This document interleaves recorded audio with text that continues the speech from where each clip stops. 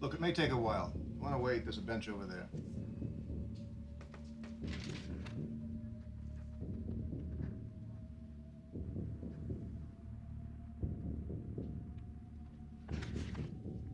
I'll be back.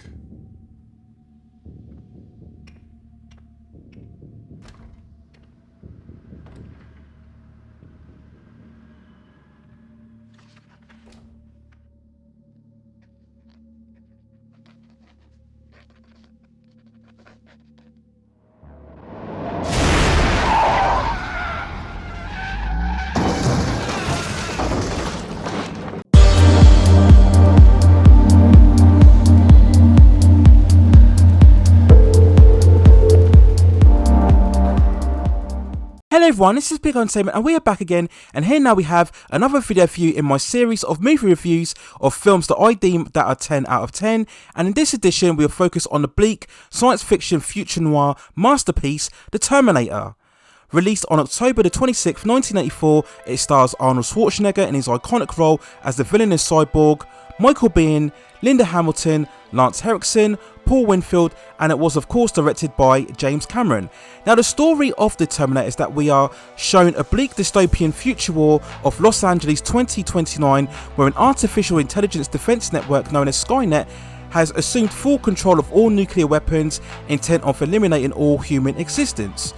Now the humans were able to provide a substantial resistance through their leader John Connor, and in order to defeat the resistance, Skynet sends a cyborg Terminator back in time to 1984 to assassinate John's mother Sarah Connor before he was born. Having learned of Skynet's plans, John Connor sends a soldier named Reese back to 1984 to protect Sarah from the Terminator. Now what follows is a never-ending struggle against the relentless Terminator, not only to protect Sarah, but also the future existence of the human race. Now to put it simply, The Terminator remains one of the greatest science fiction movies from the 1980s. It works amazingly well on two levels. First, as a science fiction visionary concept, the sheer notion of humanity becoming over-reliant on technology is something that still remains ever relevant in today's climate. The fact that that over-reliance on technology will lead someday to human destruction still plays on paranoia culturally today.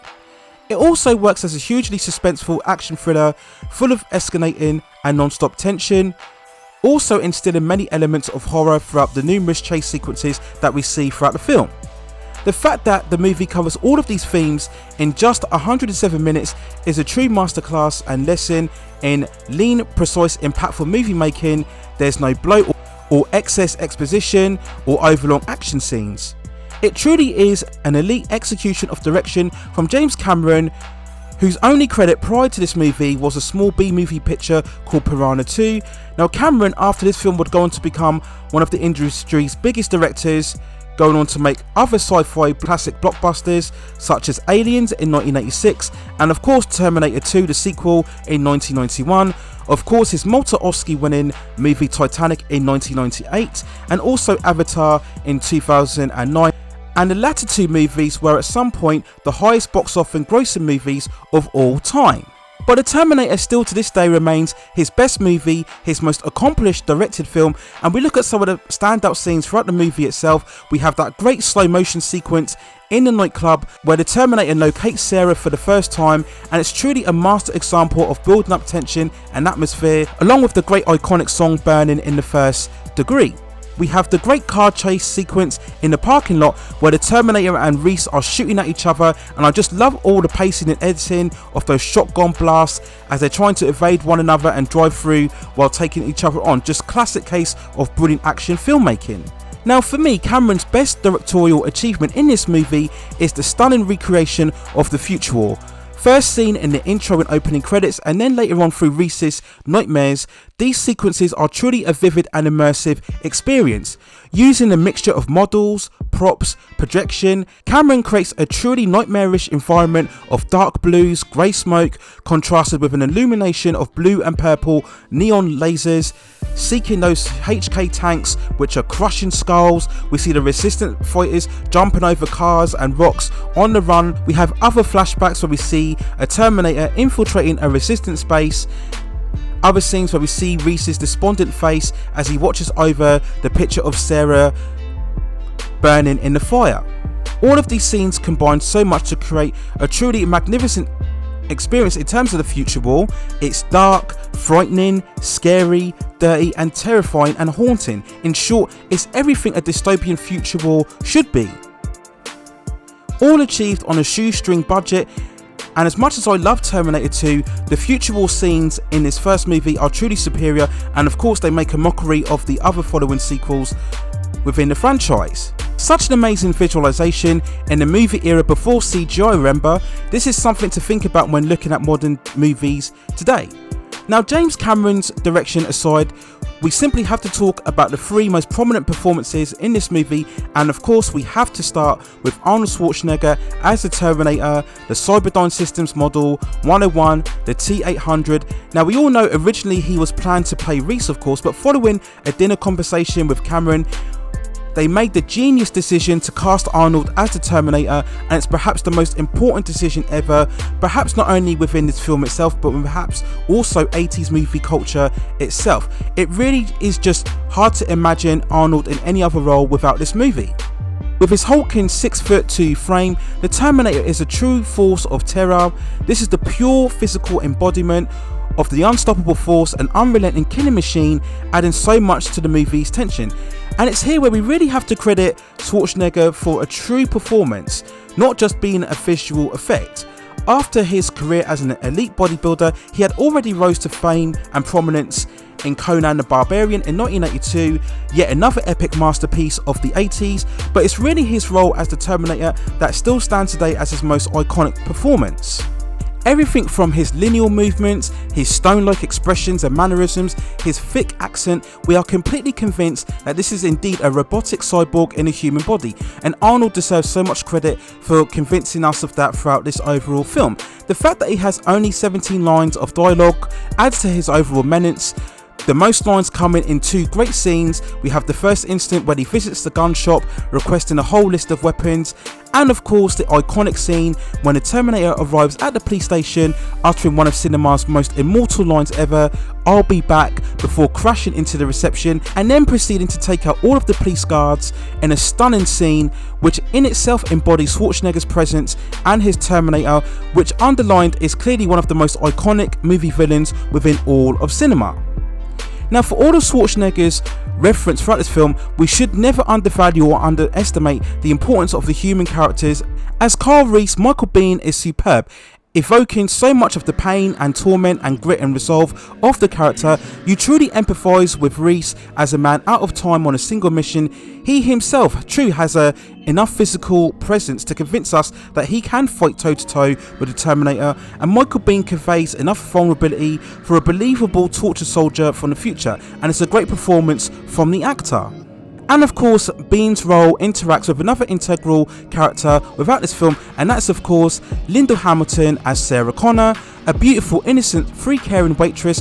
Her life is suddenly changed forever as Reese informs her of her importance in terms of the human race, and Linda Hamilton brilliantly shows Sarah as a scared, confused, terrified personality throughout the film, as we all would be if we were going through the same experience. And this is what makes Sarah such a relatable character, who does become stronger as the story progresses, and along with her relationship with Reese and that kind of love story eventually that we get to, really gives the film a lot more of that emotional weight.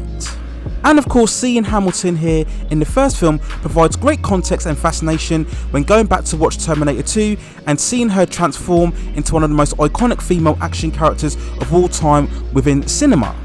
We cannot finish without mentioning Brad Fiedel's iconic musical score, which is so integral to this movie. Everything from the opening credit titles, that iconic shot where we see the letters of the Terminator crossing over one each other as the credits appear. We get those booming drums and synthesized tones. It's so critical in creating the mood and atmospheric tone throughout the whole movie, especially with those future war sequences. And make no mistake, we are truly talking about one of cinema's most iconic and greatest ever themes. It's so great, I truly have it up there with the likes of the Superman, Star Wars, James Bond and Rocky movie themes. I truly believe it's that special, and I'm pretty much sure everybody watching this movie would agree about the musical score as well. So as usual with this movie series, the score is 10 out of 10 for this film, so we move on to the movie's release, and on a small budget of 6.4 million, the movie would go on to gross over 78.3 million at the box office, so it was a great financial success, but the real achievement was the cultural impact of the film well past its overall release. Now, as stated before, James Cameron would go on to become one of the industry's biggest filmmakers. Arnold Schwarzenegger, elevated by this movie, went on to become one of the most iconic action superstars for all of the 1980s and early to mid-90s, where he became shortly the biggest star within all of Hollywood. And that status was received very much so with the movie sequel Terminator 2 Judgment Day, released in 1991. And now, whilst I believe the first film is superior, nobody can deny the sequel status as a cultural phenomenon in that year of its release in terms of its groundbreaking effects and also its action. And it's still regarded today as one of the biggest blockbuster events of the whole 1990s. Now, sadly, we would get further inferior sequels following Terminator 2, which got even worse with each entry. We of course had Terminator 3 Rise of the Machines in 2003, we had Terminator Salvation in 2009, Terminator Genesis in 2015, and most recently Terminator Dark Fate in 2019. And all of those movies I think most people would largely forget about when talking about the Terminator franchise. But gladly, none of those films have affected the legacy of the first film, with most fans and critics still recognising it as not only one of the best science fiction movies of the 1980s, but also one of the decade's best movies overall. And I fully subscribe to that point of view as well. The Terminator remains a true science fiction visionary masterpiece, a masterclass in efficient action and tight pacing, and a great example of what heights can be achieved in terms of movie making when you have less resources or a minimal budget. And that is something that many modern day movies could learn from today. And that's why I deem the Terminator overall a 10 out of 10 movie and one of the greatest movies of all time. So those are my thoughts and feelings on review on the Terminator. Let me know what you think in the comments below. Do you still think it stands as one of the best science fictions of all time? And how do you think it compares to the sequel overall? Do you think the first film is better, or do you think the second film is better? If you want me to provide further arguments for and against these type of comparisons, then let me know in the comments and I'll provide a further video, but I'll do a straight on comparison between the first and second film as well. If you have any other films that you deem that are 10 out of 10 and would like to see me review on this channel, then let me know in the comments below and I'll provide a breakdown of those movies as well if I have seen them. Please also hit and like those subscription and notification and like buttons so I can provide you with more high quality content like this in the future. But that's it for now. Take care of yourselves, stay safe distances, and I will see you very, very soon.